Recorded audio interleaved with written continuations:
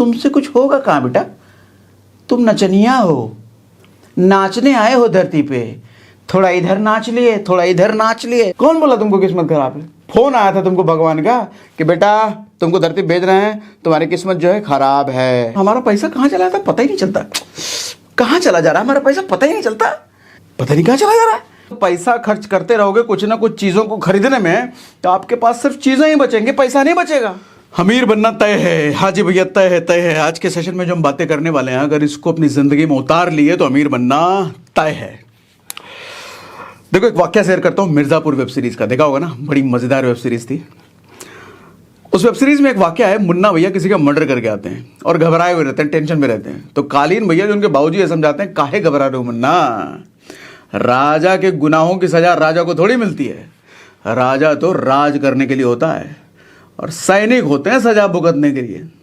तब बताते हैं मतलब बतलाते हैं, तुम्हारा दोस्त ललित, उसको जाना होगा दुनिया छोड़ के और तुम्हें कुछ नहीं होगा। तो ललित की फिर जान ले ली जाती है और राजा भैया, उस मुन्ना भैया को फिर कुछ नहीं होता।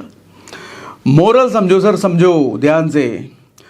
समाज के ताकतवर लोगों पर जब आंच आती है ना, तो बलि देने के लिए किसी न किसी आसपास के कमजोर को चुना जाता है और उनकी बलि दी जाती है। ताकतवर लोगों को कभी कुछ नहीं होता। और ताकत का सीधा डेफिनेशन आज है पैसे से। जिसके पास पैसा है वो ताकतवर है, जिसके पास पैसा नहीं वो कमजोर है। आपके पास अगर पैसा नहीं है तो आज न कल बलि दे दी जाएगी आपकी भी, आपके किसी आस पास के ताकतवर लोगों को बचाने के लिए। तो इसलिए पैसा कमाओ। पैसा नहीं है गुनाह है सर, आज के टाइम में पैसा ना होना गुनाह है। पैसा ना होना बेसिकली एक भ्रम भी है। भ्रम की वजह से है लोगों में। लोग इच्छा रखते हैं करोड़पति बनना, करोड़पति बनना, करोड़पति बनना है, लेकिन वो आदमी कभी करोड़पति नहीं बन सकता। कुछ साइकोलॉजीज है, समझाता हूं भी। आदमी कहता है मुझे करोड़पति बनना है, क्यों? क्योंकि उसको करोड़ों खर्च करने हैं। एक बात बताओ, करोड़पति बनने के बाद जब तुम करोड़ों खर्च कर ही दोगे तो करोड़पति रहोगे? नहीं रहोगे ना, खत्म हो गया ना तुम्हारा सारा करोड़। तो करोड़पति रहे नहीं, रोडपति बन गए। देखो आप अगर उनमें से हो जो पैसा इसलिए कमाना चाहते हो कि आप पैसा खर्च करके दूसरों को दिखाना चाहते हो कि आपके पास कितना पैसा है, तो पैसा खत्म करने का तो ये सबसे तेज तरीका है। तो पैसा खत्म करके बैठ जाओ घर में। फिर रिहाना सिंगर जानते हो ना, हॉलीवुड की, उसने एक बार अपने फाइनेंशियल एडवाइजर पर केस कर दिया कि इसके सलाह की वजह से मैं गरीब हो गई, मेरा सारा पैसा खत्म हो गया इसके सलाह की वजह से। तो फाइनेंशियल एडवाइजर ने कोर्ट में जज को कहा कि एक बात बताओ जज साहब, क्या मुझे ये किसी को बताने की जरूरत है कि आप जब तक पैसा खर्च करते रहोगे कुछ ना कुछ चीजों को खरीदने में, तो आपके पास सिर्फ चीजें ही बचेंगी, पैसा नहीं बचेगा। चीजें ही बचने वाली हैं। सोचने वाली बात यह है कि मुझे तो लगता है आज के समय में सच में लोगों को बताने की जरूरत है कि हाँ भैया, ज्यादा अगर चीजों में पैसा खर्चा करोगे तो चीजें ही बचेंगी। बताने की जरूरत है। आज के समय में पैसा कमाने की इच्छा ही लोगों की इसलिए है कि किसी को देगा मर्सिडीज और रेंज रोवर, बीएमडब्ल्यू, हमको भी अमीर बनना है, काहे कि वही वाला बीएमडब्ल्यू खरीदना है। अरे तुमको क्या पता उसने बीएमडब्ल्यू खरीद करके कितना ईएमआई देख करके परेशान है। किसी का लग्जरी बंगलो देख लिया, बंगलो क्या बंगलो है, हमको भी करोड़पति बनना है ताकि हम ऐसा बंगला खरीदें। अरे तुमको पता ही नहीं है कि लोन में दबा हुआ है, उसका बंगला जब्त हो जाएगा किसी दिन, ईएमआई में परेशान है। वो दिखने में बहुत बढ़िया लग रहा है तुमको इंस्टाग्राम पर। अमीर बनना ही आदमी को आज इसलिए है कि हमको कुछ खरीदना है। पैसा कमाना ही इसलिए है कि पैसा हमको उड़ा देना है। ये करोड़पति बनोगे तुम, फिर तो तुम करोड़पति बनोगे और तुरंत रोडपति बन जाओगे। फिर वो सतीश, वो क्या नाम था जो 5 करोड़ जीता था केबीसी में, सतीश जो भी नाम था, वो भी बनाना करोड़पति। करोड़पति बनते ही रोडपति खत्म, सारा पैसा खत्म। सर दुनिया में ऐसे आपको हजारों एग्जाम्पल मिल जाएंगे जो करोड़पति बने, जो एक समय पर चरम पर गए, सफलता मिली, लेकिन वो खेल खत्म। सर एक्सीडेंटल सक्सेस कभी नहीं टिकती। लोग कहते हैं ना एक बार हम सक्सेसफुल हो जाए, एक बार हम कामयाब हो जाए, फिर तो आग लगा देंगे। अरे तुम ही में आग लग जाएगा। तुम क्या आग लगाओगे? घंटा। देखो होता क्या है, जिसने मेहनत करके कामयाबी हासिल करी है ना, जिसने मेहनत करके पैसा संपत्ति बनाई है ना, उसका पैसा चला भी गया, उसकी कामयाबी चली भी गई ना, वो मेहनत करके दोबारा हासिल कर लेगा। क्योंकि उसको प्रोसेस पता है कि बनाते कैसे हैं, संपत्ति, पैसा, कामयाबी बनाते कैसे हैं। लेकिन जिसने तुक्के से हासिल करी, एक झटके में जिसको मिल गया, उसको प्रोसेस नहीं पता। वो जब गिरा, वो जब बर्बाद हुआ तो प्रोसेस पता ही नहीं हो, तो तुक्के से उठा, अब उठेगा इसे। कच्चा बादाम प्रोसेस नहीं, तुक्के से आज गायब। रानो मंडल तुक्के से स्टार गायब। अनिल अंबानी की बात कर रहा हूं सर। दिक्कतें जब आई तो आज उठ ही नहीं पाया, बैंकरप्ट। उसके बाबूजी धीरू भाई अंबानी कितनी बार गिरा, उठा गिरा, उठा गिरा, उठा, खुद की मेहनत से था, प्रोसेस था ना, तो प्रोसेस पता है तो बार बार उठ जाएगा वो। अभी अडानी का किस्सा, लोगों ने कहा अडानी का खेल खत्म, अब नहीं, अडानी तो गया, खेल खत्म, दोबारा नहीं उठेगा। कुछ महीने लगे, बाउंस बैक करेगा, जितने पे शेयर था उससे ऊपर चला गया। क्यों? प्रोसेस पता है ना उसको, 0 से लेके 100 तक जाते। सर खेल प्रोसेस का है। जिसको तुक्के में पैसा मिला, जो तुक्के में करोड़पति बना, जो तुक्के में कामयाब हुआ, वो तुक्के में उसका खेल भी खत्म हो जाएगा। हर चीज का एक प्राइस टैग होता है सर। अभी 2 दिन पहले मैं मॉल में गया था, तो एक शर्ट पसंद आया मेरे को, मैं लेके गया बिलिंग काउंटर पे।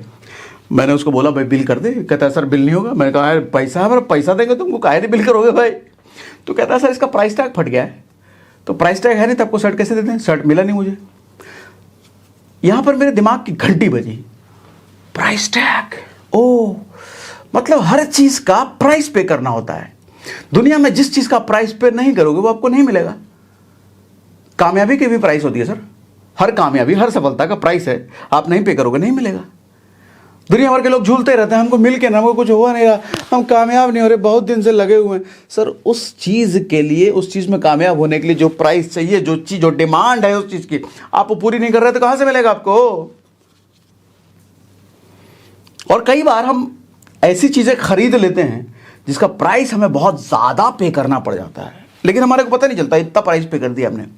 फॉर एग्जाम्पल, एक 15 लाख रुपए की गाड़ी आप ले आओ, 5 लाख रुपए का डाउन पेमेंट करके 10 लाख रुपए का आपने लोन करा लिया है, 20,000 रुपए की EMI जा रही है उसकी 5 साल तक। पड़ोसी पूछेगा कितने की गाड़ी लाए, आप कहोगे 15 लाख की। मैं कहूंगा बेवकूफ, 15 लाख की तेरी गाड़ी, 5 साल बाद वो 18 लाख की हो जाएगी।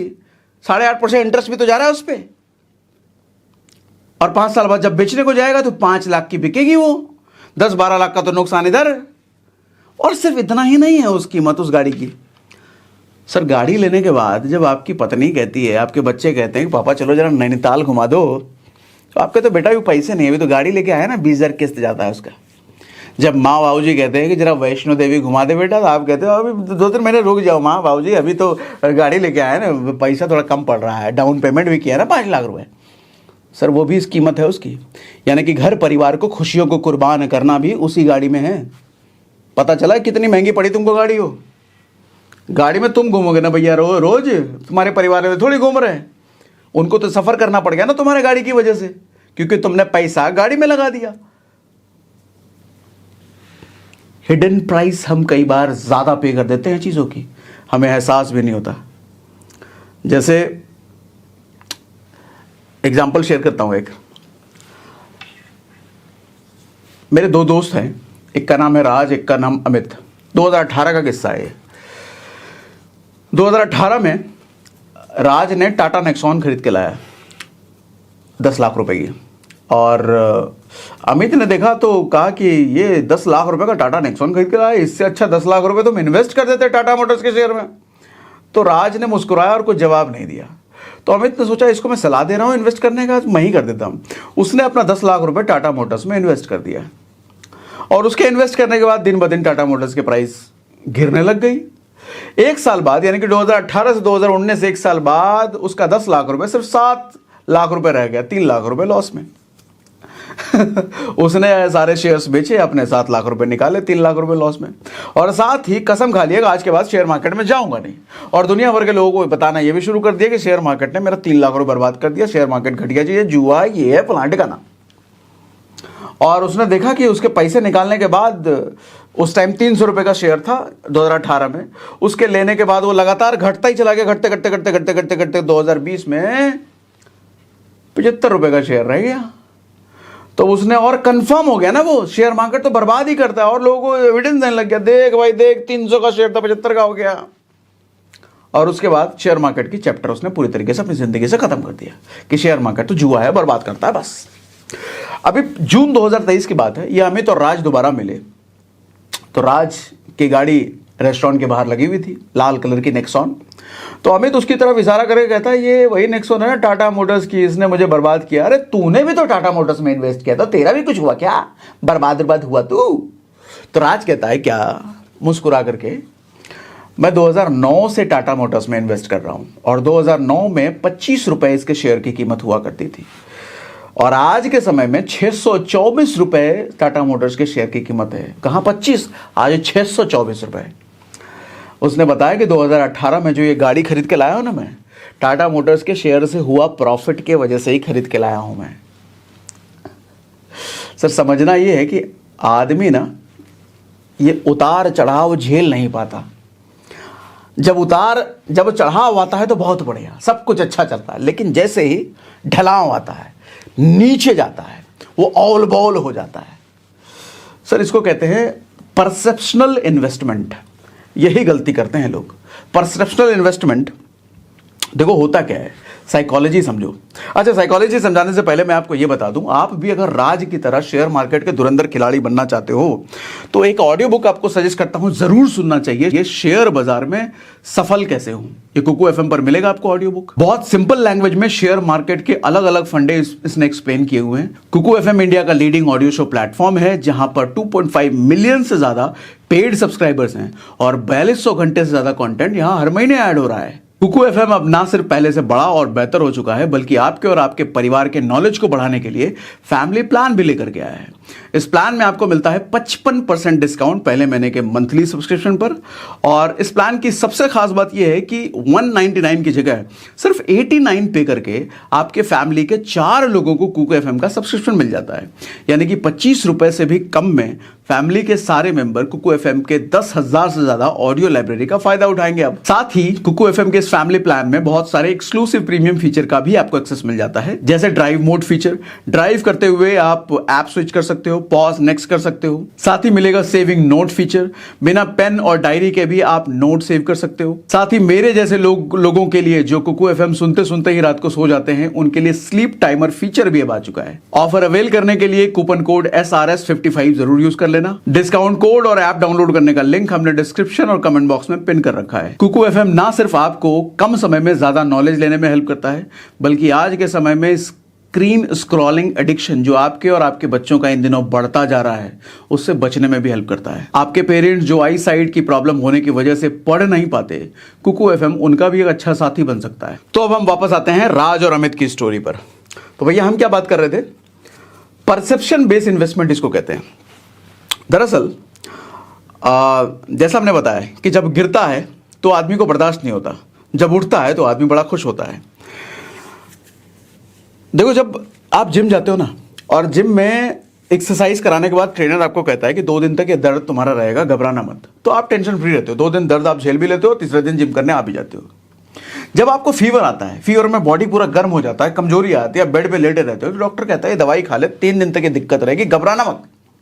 इसी तरीके से स्टॉक मार्केट जो आप वीडियो और लग्जरी देख करके आए हो, अमीरी वॉरेन बफे और झुंझुनवाला को देख करके आए हो, किसी ने आपको ये तो बताया नहीं क्योंकि भैया इधर आए हो तो इधर एडवर्स सिचुएशन भी देखना पड़ेगा, झेलना पड़ेगा। डाउनफॉल भी तुम्हारा 10 लाख का 7 लाख बनेगा और उस वक्त टिके रहे तभी तुम खिलाड़ी बनोगे, ये तो किसी ने बताया नहीं। स्टॉक मार्केट तो ऊपर ही जाता है, ये सब सुना हमने। स्टॉक मार्केट से लोग अमीर बनते हैं तो सुना हमने, लेकिन ये गिरता भी। अच्छा, करेक्शन वर्ड सुना है? स्टॉक मार्केट में जब शेयर प्राइस नीचे आता है ना, उसको करेक्शन कहते हैं। करेक्शन करेक्शन क्यों कहते हैं?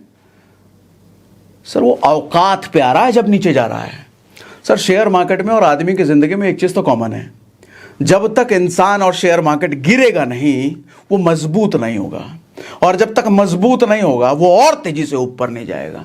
तो मजबूती तो तभी है जब आप गिरोगे, औकात तो डेवलप तभी होती है जब आप गिरते हो। ऐसे शेयर प्राइस जब गिरता है तभी अपनी औकात का पता चलता है उसका। उस वक्त जो टिका रह गया वो खिलाड़ी है। परसेप्शन बेस्ड इन्वेस्टमेंट, लोगों का परसेप्शन ऐसे ही तो बनता है।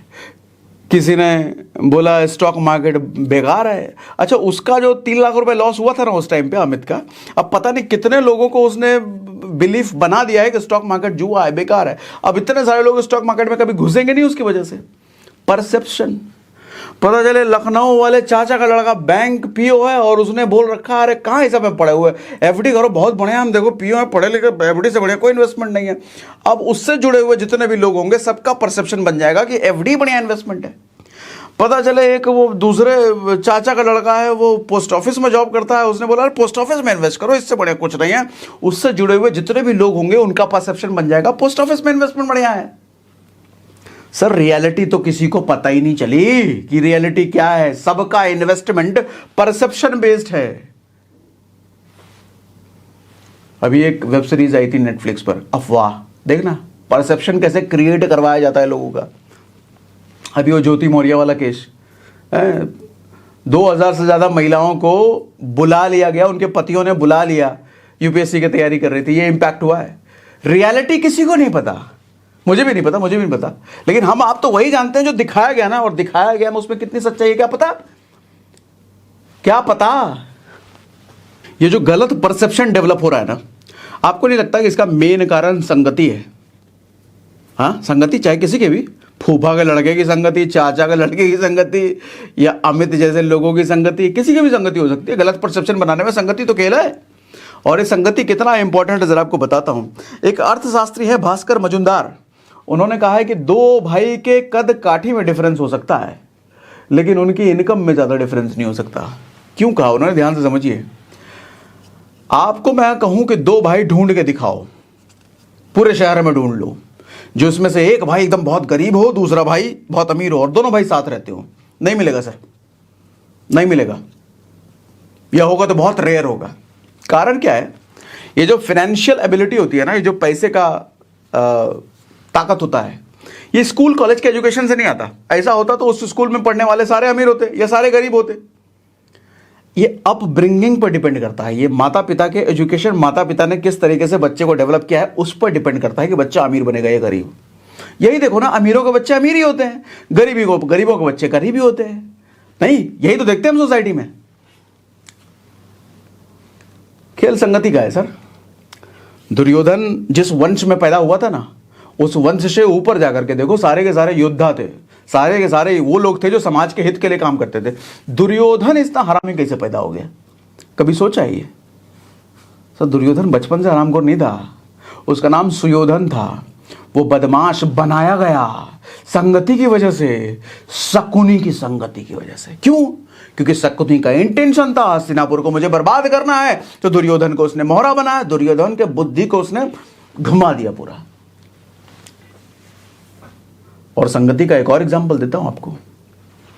सर कहते हैं कि अगर दुश्मन समझदार हो ना, होशियार हो ना, तो दुश्मन से भी सीखने को मिलता है, लेकिन दोस्त अगर बेवकूफ हो तो भैया दोस्त ही बेड़ा गर्क करवा देता है। दुर्योधन बड़ा खुशकिस्मत था कि उसके दोस्त में कर्ण आया। कर्ण कौन था मालूम? कर्ण का परिचय आप शायद जानते नहीं हैं ढंग से। हाँ मानता हूं देखा होगा सीरियल विरियल, लेकिन ढंग से परिचय बताता हूं। कर्ण कौन था? सर कर्ण वो था, जब द्रोणाचार्य की शिक्षा पूरी हुई थी ना, तो उन्होंने कहा था कि तुम अब इस लायक हो चुके हो कि पूरी धरती पर अगर तुमको कोई हरा सकता है, वो सिर्फ और सिर्फ महादेव हरा सकते हैं, और पूरी धरती पर किसी की औकात नहीं है तुमको हरा दे। वो था कर्ण। महाभारत युद्ध जब हो रहा था, जिस रथ पर अर्जुन बैठा था उस रथ के सारथी श्री कृष्ण, और उसी रथ पर अदृश्य रूप से हनुमान जी, बजरंगबली। ध्यान से समझिए, कृष्ण और हनुमान जी कौन हैं? श्री कृष्ण है विष्णु के अवतार और हनुमान जी हैं भगवान शिव के अवतार, यानी कि सृष्टि के दो सबसे पावरफुल। इनसे पावरफुल कौन? दुनिया में सृष्टि में जितनी चीजें हुई हैं, ब्रह्मा जी को छोड़ के इन्हीं दोनों चीजों ने किया है, या तो विष्णु जी या शिव जी। अच्छा, ये दोनों ही के रूप एक रथ पर सवार हैं, और उस रथ पर कोई इंसान जब बाण चलाता है और उससे वो रथ दो कदम पीछे चला जाए, सोच के देखो वो इंसान कितना ताकतवर है। सृष्टि के दो सबसे पावरफुल भगवान जिस रथ पर हैं, उस रथ को दो कदम पीछे भेज देने वाला कितना ताकतवर होगा। सर एक अर्जुन क्या, 1,00,000 अर्जुन मिलकर के भी एक साथ लड़ते ना, तो कर्ण को नहीं हरा सकते। वो था कर्ण, लेकिन एक मामूली से अर्जुन के बाण से मारा गया। संगति का असर, दुर्योधन की संगति का असर। मुझे नहीं लगता कि बुरी संगति से बर्बादी का इससे बेहतर एग्जाम्पल कुछ हो सकता है। अमीर बनना है ना, पैसा कमाना है ना, और संगत हो चिल्लड़ के, चोरों के, लफंगों के, कहां से अमीर बनोगे भाई? नहीं बन सकते, ना नहीं बन सकते, छोड़ दो। लीनियर थॉट और कंपाउंडिंग थॉट को समझो। आदमी लीनियर थॉट के पैटर्न पर सोचता है। क्या होता है? सिगरेट पीने वाला आदमी होता ना, करने वाला, पहली बार, अच्छा कोई अपनी मर्जी से तो नशेड़ी बनता नहीं सिगरेट का या दारूबाज का या ड्रग्स का, अपनी मर्जी से नहीं बनता। कोई ना कोई दोस्त के भेष में वो जो रावण आता है, अरे ले ना, कौन देख रहा है, ले एक बार ले लिया, 2 दिन बाद फिर मिला, अरे लेना, अरे नहीं यार परसों कर लिया था, ठीक नहीं लगा, नहीं, अरे इतने में थोड़ी कुछ होता है, ले। 2 दिन बाद फिर मिले, अरे लेना, अरे इतने में कुछ होता है, ऐसे इतने में कुछ होता है, करते किस दिन वो कंपाउंडिंग रिजल्ट आदत में शामिल हो जाता है, उसे पता ही नहीं चलता। और अब कहता है सिगरेट तो छोड़ता ही नहीं है मेरे से, आदत हो गई है, दिन भर में जब तक 5-6 सुट्टा ना मारें, अच्छी भूख नहीं लगती, प्रेशर नहीं बढ़ता, काम नहीं होता, फोकस नहीं होता। सो दुनिया में कोई भी चीज अगर आप लगातार कर रहे हो ना, उसका रिजल्ट आपको कंपाउंडिंग वे में मिलेगा, लेकिन आदमी सोचता लीनियर वे में है। वॉरेन बफे की संपत्ति 84 बिलियन टोटल, एक किताब है साइकोलॉजी ऑफ मनी, अच्छी बुक है।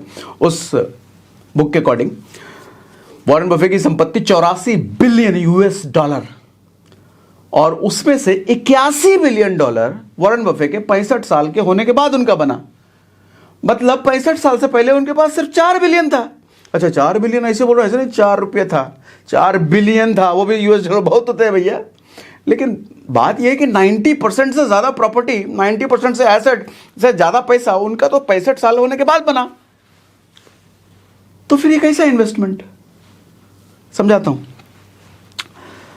सर। एक अच्छा इन्वेस्टर और एक बहुत अच्छा इन्वेस्टर में मालूम है फर्क क्या होता है?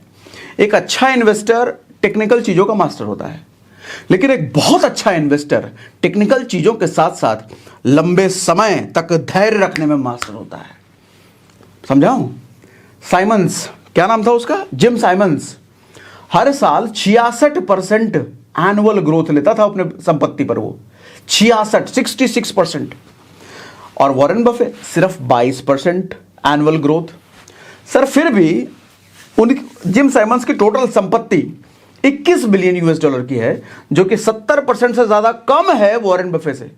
फिर से समझाता हूं सर, वॉरेन बफे 22% के रेट से ग्रो करते हैं अपने आप को, ये जिम साइमन 66% एनुअल के रेट से ग्रो करता है, लेकिन फिर भी इसकी संपत्ति वॉरेन बफे से 70% कम है। कैसे?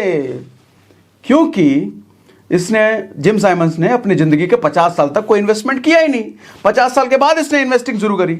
लेकिन वॉरेन बफे जब 10 साल के थे तब से इन्वेस्टिंग कर रहे हैं। यानी कि एक चीज समझ में क्या आता है, इन्वेस्टिंग में आपकी एक्सपर्टीज, आपकी टेक्निकल चीजों पे एक्सपर्टीज से ज्यादा मैटर करता है टाइम, कितना लंबा समय उसमें दिया है वो मैटर करता है। इन्वेस्टिंग में, करोड़पति बनने में, पैसा बनाने में, कामयाब होने में, किसी भी इंडस्ट्री में सर मेहनत से ज्यादा धैर्य का काम होता है, मेहनत से ज्यादा लंबे समय का काम होता है। यह लंबा समय इतना ताकतवर होता है ना, आपकी बड़ी से बड़ी गलतियों को भी छुपा देता है और आपके छोटे छोटे पैसे को भी बहुत बड़ा बना देता है। आपके छोटे छोटे एफर्ट कामयाबी के रास्ते में जब लगातार डल रहे होते हैं तो एक दिन इतना बड़ा ब्लास्ट होकर रिजल्ट निकलता है, आपको ताज्जुब, अरे मैंने किया इतना कैसे हो गया।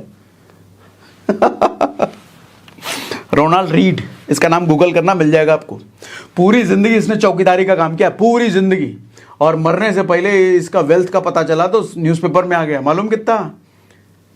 8 मिलियन US डॉलर, मतलब 55 करोड़ रुपए इसके पास, इसकी वेल्थ। चौकीदार, जिसने पूरी जिंदगी चौकीदारी करी और कुछ किया ही नहीं। कारण क्या? लंबा समय, लंबे समय तक इसने थोड़ी इन्वेस्टिंग करी।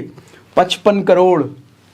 आप रोते रहते हो ना, हमारी तो इनकम कम है, हम तो 20 ही हजार कमाते हैं। क्या होगा, कहां से होगा? चौकीदार उतना ही तो कमाता होगा या आपसे भी कम कमाता होगा। 55 करोड़ परसेप्शन लेके बैठे हैं ना सब। नहीं कुछ, हम तो गरीब पैदा हुए, गरीब ही मरेंगे, हमारा कुछ हो नहीं सकता। हमारी किस्मत खराब है ना। कौन बोला तुमको किस्मत खराब है? फोन आया था तुमको भगवान का कि बेटा तुमको धरती भेज रहे हैं, तुम्हारी किस्मत जो है खराब है। ऐसा हुआ कि माँ बाबूजी जब पैदा किए, बेटा अब तुम पैदा आ गए हो, तुम्हारी किस्मत खराब है? ऐसा हुआ कि ब्रह्मा जी खुद आए थे, बेटा तुम्हारी किस्मत खराब? ऐसा बोले कोई? कौन बोला तुमको किस्मत खराब है भाई? हरामखोरों की निशानी है और कुछ नहीं। गरीब आदमी की सोच है कि जब मेरे पास बहुत पैसा आ जाएगा तब इन्वेस्टमेंट करेंगे, और एक अमीर आदमी की सोच है कि अभी मेरे पास पैसा भले ही नहीं है, थोड़ा पैसा है, इसी को इन्वेस्ट कर करके बड़ा बना लूंगा। इतना ही फर्क है बस। वो जो अमीर सोच वाला आदमी है वो समय की वैल्यू जानता है। समय कितना, अरे समय भी तो कुछ करेगा, उसका भी तो रोल है कुछ। तुम बस कंसिस्टेंट रहो ना, लगातार रहो ना। समय देखो अपना काम कैसे करता है। धैर्य का खेल है सर, धैर्य। और धैर्य सीखना है, धैर्य की वैल्यू जानना चाहते हो तो भगवान राम को देखो। 14 साल का धैर्य। उससे पहले मामूली राजा थे वो, अयोध्या में रहने वाले, लेकिन जब 14 साल का धैर्य दिखाया, 14 साल तक जंगल में अलग अलग एक्टिविटीज करी, भगवान बन गए। फिर जब सीता का हरण हुआ तो 1 साल तक उन्होंने तैयारी करी, सेना वेना इकट्ठा करना, 1 साल तक, 1 साल का धैर्य दिखाया। आपकी लुगाई चली जाए 1 हफ्ते के लिए तो दूसरी ढूंढने लग जाओगे, दूसरी कर लेते हैं, पता नहीं आएगी नहीं आएगी, मिलेगी नहीं मिलेगी। 1 साल का धैर्य। 3 दिन तक समुद्र से हाथ जोड़ करके विनती करते रहे। आप 3 दिन तक हाथ जोड़ोगे किसी के आगे? भगवान कृष्ण 100 गाली तक सुनते रहे। शिशुपाल बेइज्जत करता रहा, लेकिन हाँ, धैर्य के साथ ताकत का रोल आता है। अगर ताकत नहीं है तो धैर्य आपकी कमजोरी बन जाएगी। लोग आपका फिर मजाक उड़ाएंगे, आपको इस्तेमाल करेंगे। धैर्य फिर बोलेंगे अरे धैर्य कमजोर है, इसके पास ऑप्शन क्या है? ये दोनों ताकतवर थे। राम जी ने 3 दिन जब विनती करी और नहीं सुना, समंदर ने निकाला, ब्रह्मास्त्र के समंदर सुखाइए देंगे प्रभु करते हुए आया समंदर। 100 गलती भले ही सुनने का धैर्य कृष्ण ने दिखाया, लेकिन उसके बाद गर्दन उड़ा दिया सुदर्शन से। 1 साल तक सेना बनाने का धैर्य जरूर दिखाया, लेकिन 1 साल बाद रावण का वंश विनाश कर दिया। सफल होना लक्ष्य नहीं होना चाहिए, बेहतर होना लक्ष्य होना चाहिए। बेहतर होते रहोगे तो ना फेल होने का डर रहेगा, ना घमंड आने का डर रहेगा। Never see what you get, always see what you become. मतलब इस बेहतर होने की जर्नी में आप क्या बन जाते हो उस पर ध्यान लगाओ सर। देखो, दुनिया को ना हमेशा आपके लिए परिणाम चाहिए। दुनिया को जब तक आपके एफर्ट का परिणाम दिखेगा, दुनिया मानेगी कि आपने कुछ उखाड़ा है, नहीं तो फिर आप निकम्मे हो। लेकिन आपका नजर अगर परिणाम पर है, आप फ्रस्ट्रेट होगे, मिल नहीं रहा है हमको, हो नहीं रहा है कुछ। सर ये देखो कि आपका प्रयास लगातार है क्या, आपकी मेहनत लगातार है क्या। या इन्वेस्टिंग की बात करें तो इन्वेस्टिंग भले छोटा है लेकिन लगातार है क्या। सर अगर आपका प्रयास दमदार है, प्रयास लगातार है, बेहतर बनते चला जाओगे, और एक दिन बेहतर बनते चले गए तो एक दिन सफल भी हो ही जाओगे। कौन रोकेगा फिर? क्योंकि सफलता रिजल्ट है छोटे छोटे प्रयासों का, है ना। छोटे छोटे लगातार प्रयास एक दिन सफलता का रूप ले लेते हैं। लेकिन वही छोटा छोटा प्रयास जब लगातार नहीं होता है तो सफलता के रूप में कभी आ नहीं पाता है। लेकिन आदमी का जब फोकस लगातार है कि सफल काहे नहीं हो रहे, सफल काहे नहीं हो रहे, सफल काहे नहीं हो रहे, तो उसका प्रयास से ध्यान हट जाता है।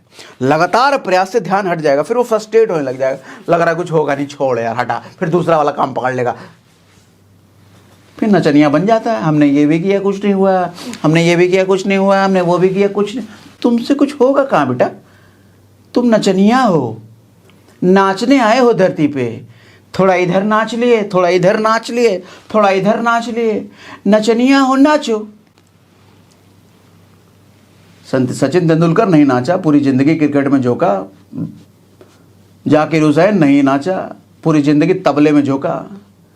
रोनाल्डो नहीं, पूरी जिंदगी फुटबॉल में झोंका। महान आदमी अपनी जिंदगी एक चीज में झोंकता है सर, नचनिया की तरह इधर उधर नहीं करता। वो अपने प्रयासों पर ध्यान रखता है तो एक दिन सफल तो हो ही जाएगा वो। मेरी बात से अग्री करते हो? मुझे चैट बॉक्स पे लिख के बताओ ये अग्री, कमेंट बॉक्स पे लिख के बताओ अग्री अग्री अग्री मेरी बात से अगर अग्री कर रहे हो तो।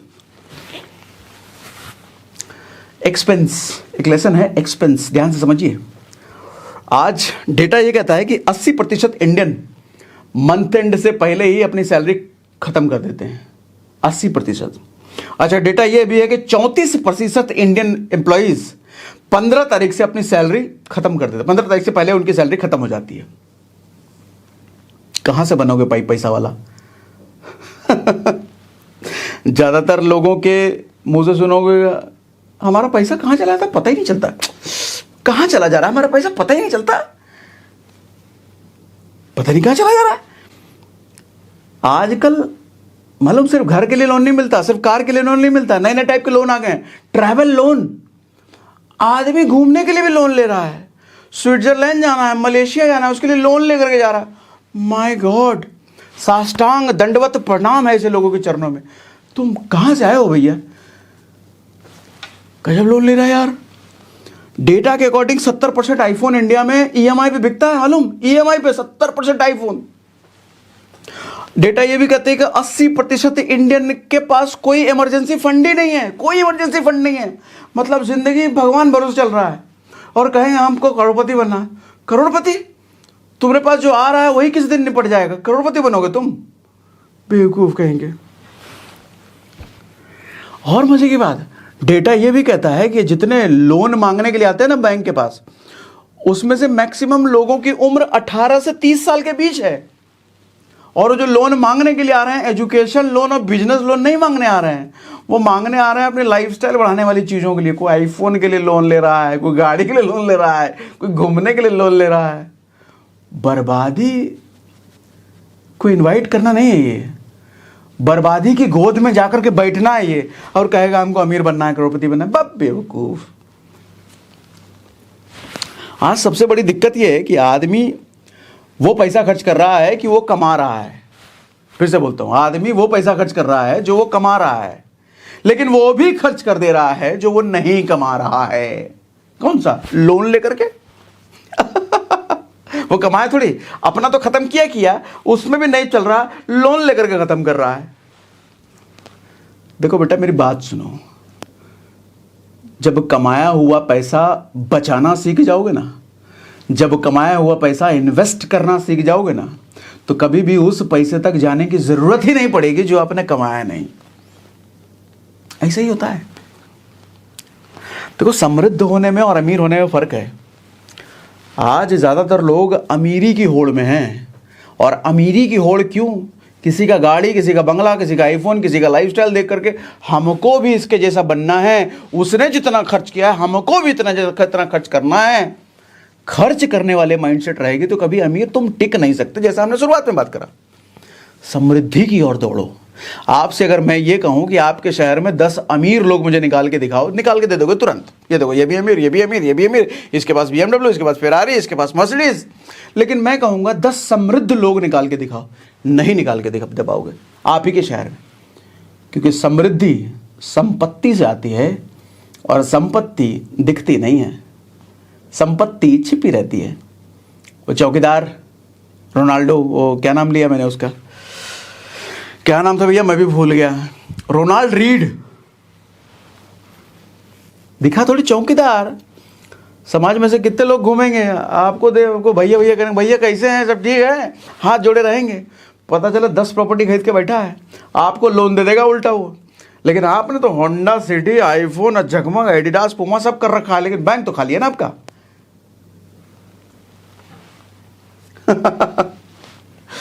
मुझे लग रहा है आप ही की बात कर रहा हूं मैं, आप जो देख रहे हो हैं, आप ही की बात कर रहे हैं क्या? जरा लिख के बताइए तो। ऐसा बोलो सर, आप तो हमारी ही बात कर रहे हो, ऐसे लिख के बताओ अगर आप ही की बात कर रहे हो तो।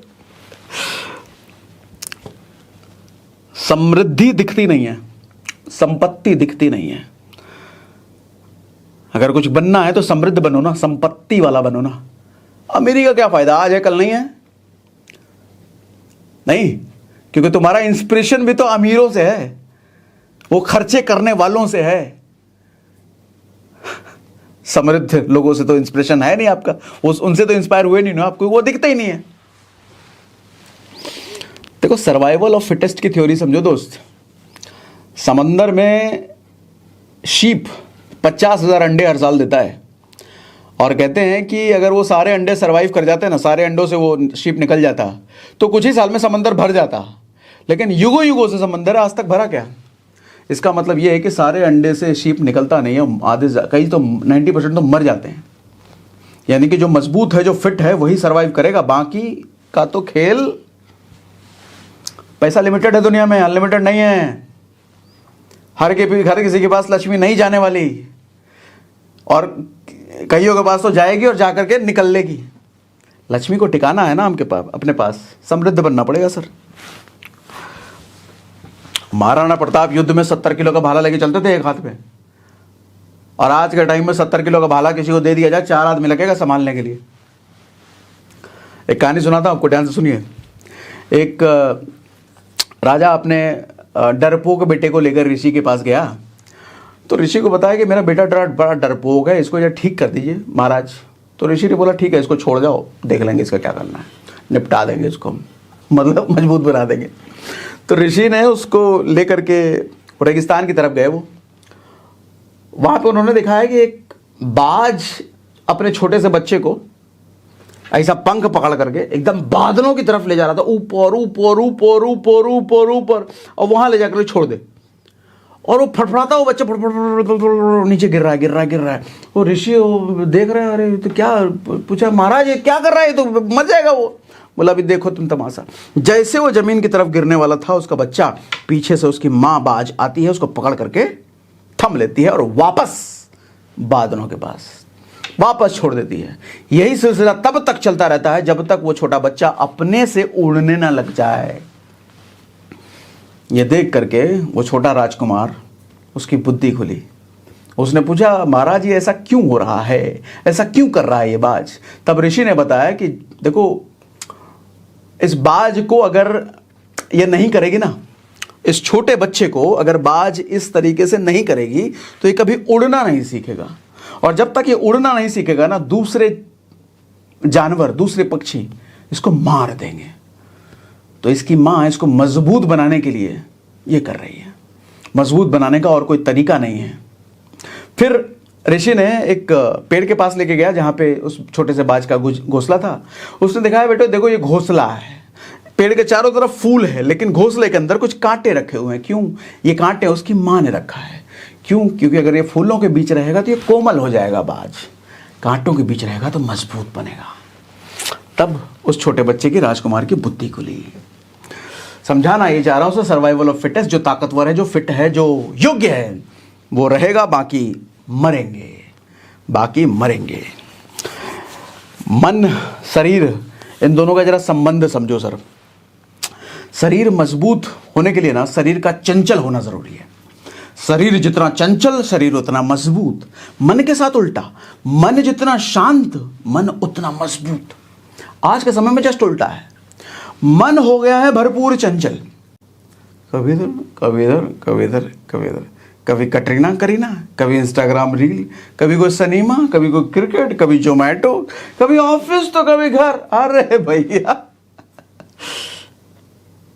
और शरीर हो गया शिथिल। 18-18 घंटे तक बैठे हैं, घर गए तो लेटे हैं, या तो बैठे हैं या लेटे हैं। शरीर हो गया है ए शेप में, पूरा मटका लेके सब कोई घूम रहे हैं। कहां से आएगी मजबूती फिर? शरीर चंचल नहीं रहा, मन शांत नहीं रहा, हो गया खेल। आदमी का कंप्लेन होता है सर, ध्यान से समझिए। ये सेशन का लास्ट एक स्टोरी आपको सुनाता हूं, ध्यान से समझिएगा। ये मेरा फेवरेट स्टोरी है। मैं जब भी जिंदगी में कमजोर पड़ता हूं ना, मैं इस स्टोरी को याद करता हूं और बहुत ताकत आ जाती है मेरे में। ये स्टोरी है महाभारत की। जब कर्ण मर रहा था ना, जब अर्जुन ने उसके गर्दन में बाण मारा था और कर्ण मर रहा था, तो कर्ण के मन में बहुत सारे सवाल थे। वो कर्ण बहुत विचलित था। तो पास में उसको वसुदेव दिखे, भगवान कृष्ण दिखे, तो उसने भगवान कृष्ण को अपने पास बुलाया। बोला वसुदेव, मैं बहुत विचलित हूं, मेरे मन में बहुत सारे सवाल हैं, आपसे मैं चाहता हूं उन सवालों का जवाब दे, नहीं तो मेरी आत्मा को शांति नहीं मिलेगी। बोले बताओ कर्ण, क्या बात है? तो कर्ण ने बताया कि देखो, मैं जब पैदा हुआ तो मेरी माँ कुंवारी थी, इसलिए मेरे को गंगा में बहा दिया गया। इसमें मेरी क्या गलती थी? मेरी तो कोई गलती नहीं थी। और जब मैं बड़ा होकर के मेरी रुचि शस्त्र में डेवलप हो रही थी, तो मेरे आसपास वाले मजाक उड़ाते थे, तुम सूत पुत्र होकर के ये सब कर रहे हो, इसमें मेरी क्या गलती थी? अच्छा, बड़ा होकर, थोड़ा और बड़ा होकर के मैं जब द्रोणाचार्य के पास गया सीखने के लिए, तो द्रोणाचार्य ने मुझे डांट के भगा दिया, तुम सूत पुत्र हो, शस्त्र सीखो के भाग यहां से। अब मैं सूत पुत्र हूं तो इसमें मेरी क्या गलती?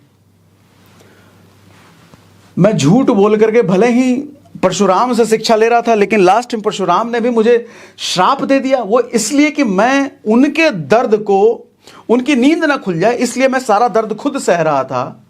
अब मैं गुरु को तकलीफ नहीं देना चाहता, तो इसमें मेरी क्या गलती?